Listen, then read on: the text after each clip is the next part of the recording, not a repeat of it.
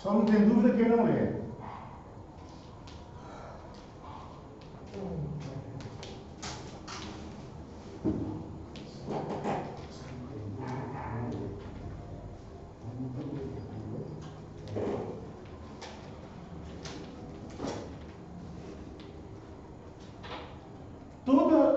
Quando nós ouvimos qualquer mensagem, quando lemos qualquer texto, passa em nossas mentes, falar, eu tenho opinião formada. Quem tem opinião formada já passou pela dúvida. Eu estou muito preocupado porque eu não aguento ouvir, mesmo literalmente. Eu só ouço o que vem no grupo. Aquele texto, o pessoal da Bíblia, a Bíblia inteira na internet manda, eu acho que a pessoa pega um tempo tão grande, pega uma pequena mensagem, prega uma mensagem pequena, porque para ler a Bíblia na internet, eu leio na minha Bíblia, que a letra é grande. É muita falta de... Tudo bem, mas quem puder ler na internet, ler na própria Bíblia, a maçã leu recentemente as estatísticas que mostram a vantagem de quem lê a palavra. Eu não sei se a pesquisa que ela falou fez alguma investigação se o pessoal que lia entendia. É bom ler, mas se a gente ler e não entender, não vai surtir efeito na nossa mente. Porque nós temos a interpretação livre no Brasil. Você tem a interpretação, as igrejas da TV, que ensina você ungir o feijão, ungir o cachorro, ungir o cavalo, passar o soro do apóstolo para procurar o doente, levar pedacinho do cabelo para curar a calvície. Você entende? Aí vem a internet, vem o rádio, todas essas programações fazem interpretação bíblica. E ninguém está isento de ouvi-las. Qual delas nos mata bastante?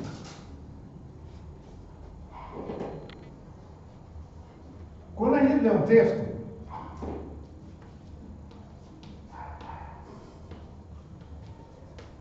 qualquer texto,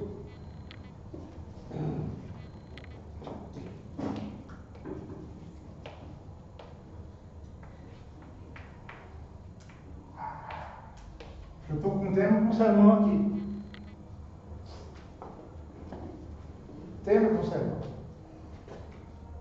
O tema do sermão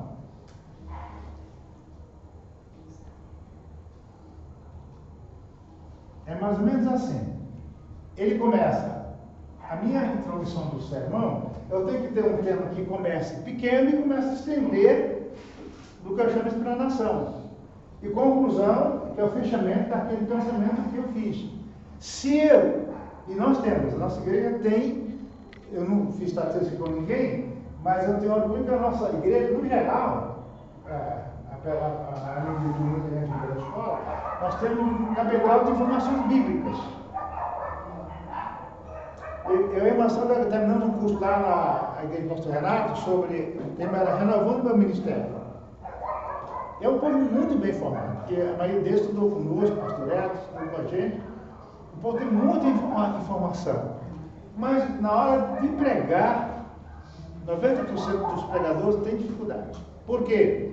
Porque tem um caminhão de informações, tem um caminhão de palavras, um cabedal de palavras, vocábulos, e não sabe o que fazer com elas.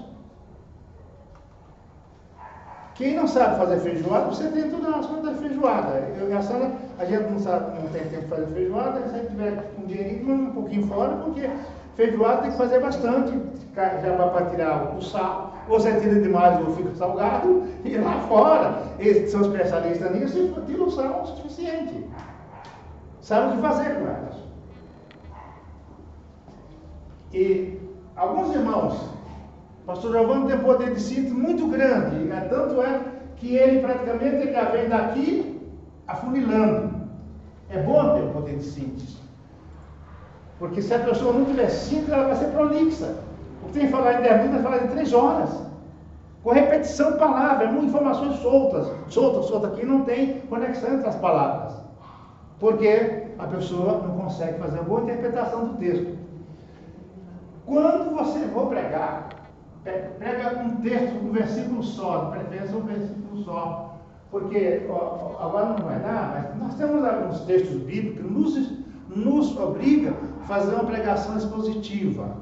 Que você vê na televisão, a pessoa não sabe o que é. Pregação expositiva é você pegar um texto, expor, ponto a ponto, os motivos, a revelação do texto. O Pai Nosso dá para fazer uma pregação expositiva, não tem como não fazer.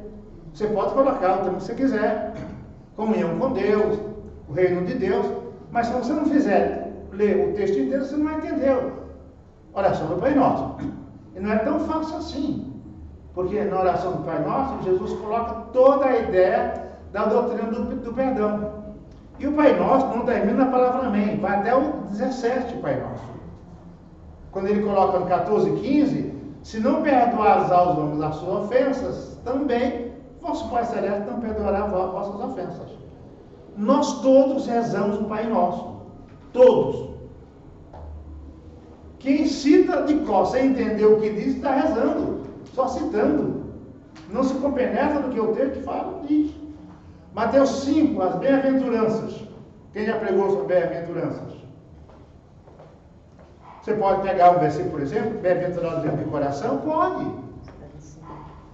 Mas vai ficar falando, são 9 bem-aventuranças. E o texto só vai ficar completo se você pregar o texto inteiro.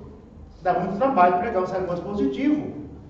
Tem que pegar um dicionário, aquela Bíblia, a palavra-chave, você tem o texto exposto em hebraico e exposto em grego. Tem muito material. Todo você tem que ter um dicionário 12, um vocabulário bíblico. Você lê lá, lê lá, lê lá. Se você ler e não entender, a palavra não vai te abençoar em nada.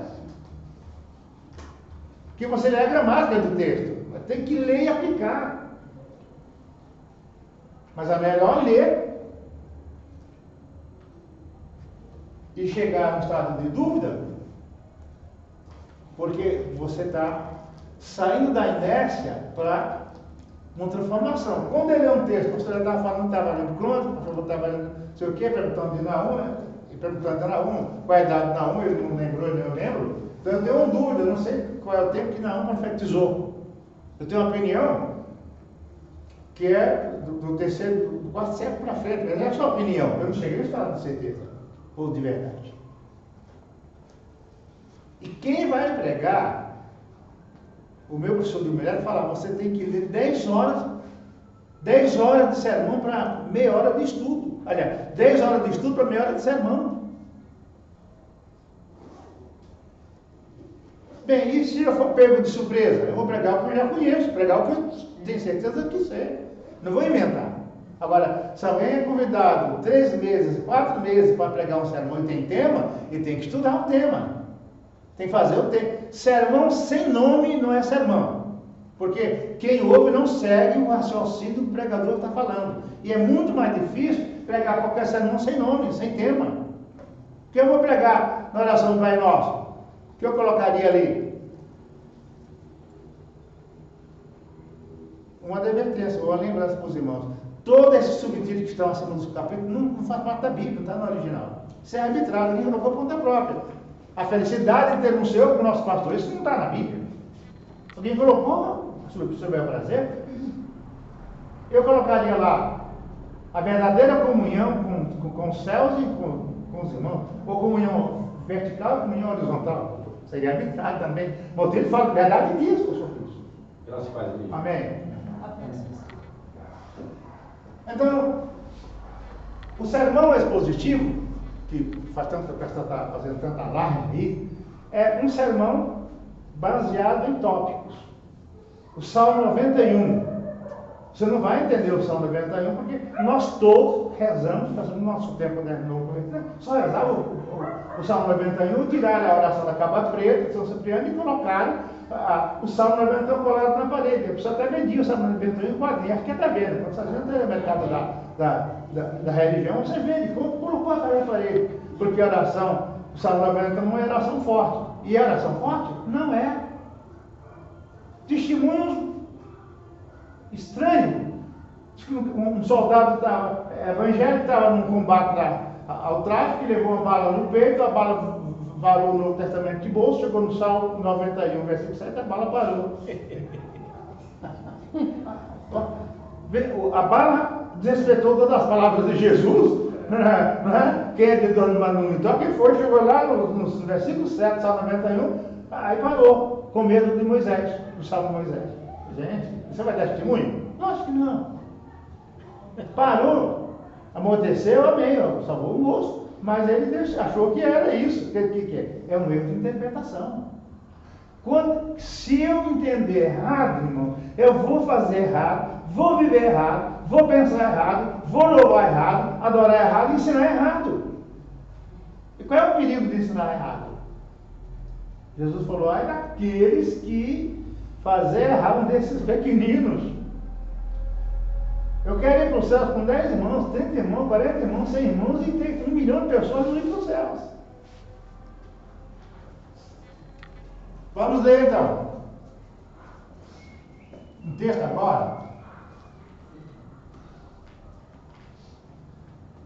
Eu tenho o meu sermão. O tema do meu sermão é Luz da Vida. Eu sou a luz da vida. Eu sou a luz do mundo. Se você vai pegar esse sermão aqui, ele chama de sermão textual, baseado no texto. No texto. Se você for dar um estudo bíblico, você pode ler 10, 20 referências, mas no sermão não cabe ler 10 referências, porque citar versículo não é pregar. Se eu citar 10 versículos, eles estão lá. Se eu não citar, eles estão lá. Não é pregar. E tem muita gente que tem uma memória boa para citar versículo, mas não tira nada, não tira nada. Então, se você pega um versículo para pregar, arranca o coração do texto, a nata, espreme na mente, espreme no coração, arranca a nata, porque você pode dar o soro para os irmãos e jogar a manteiga fora, por não saber o que fazer com as palavras. Quantas vezes você leu a Bíblia? Eu li a Bíblia 10, 20, 40, 60, amém. Mas hoje, minhas irmãs e meus irmãos, tem que ter um dicionário bíblico.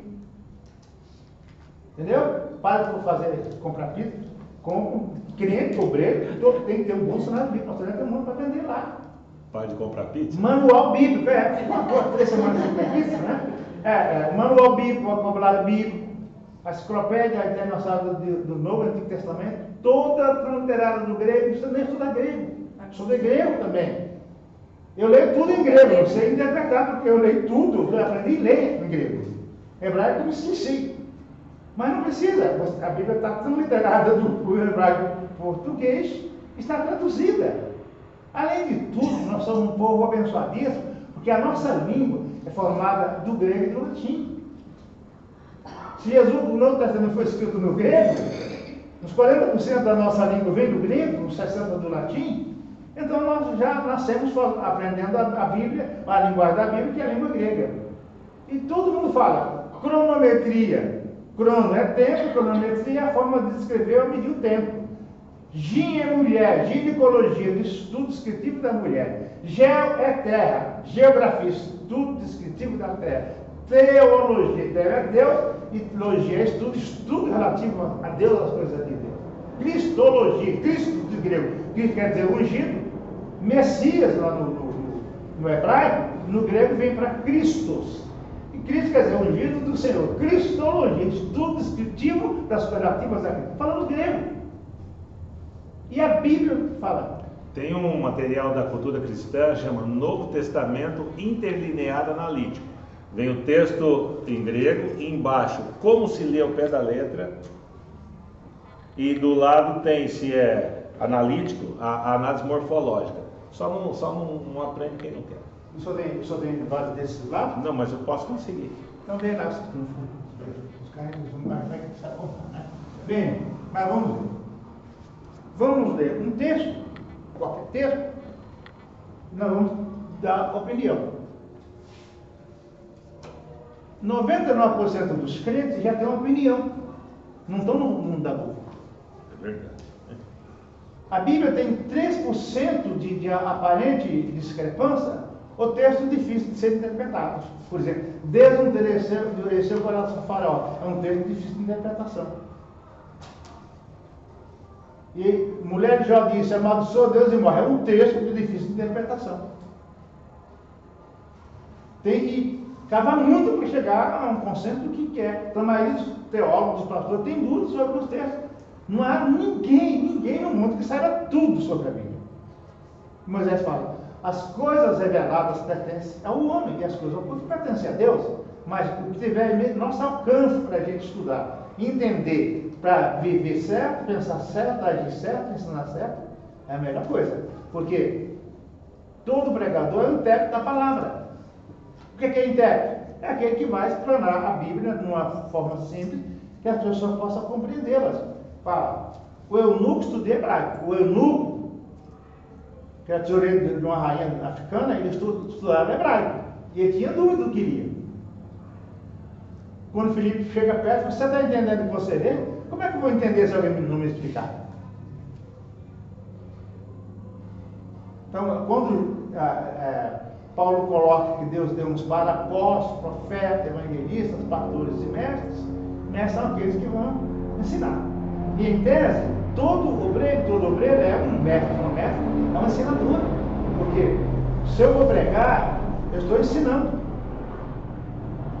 Eu tenho que ter cadência, coerência,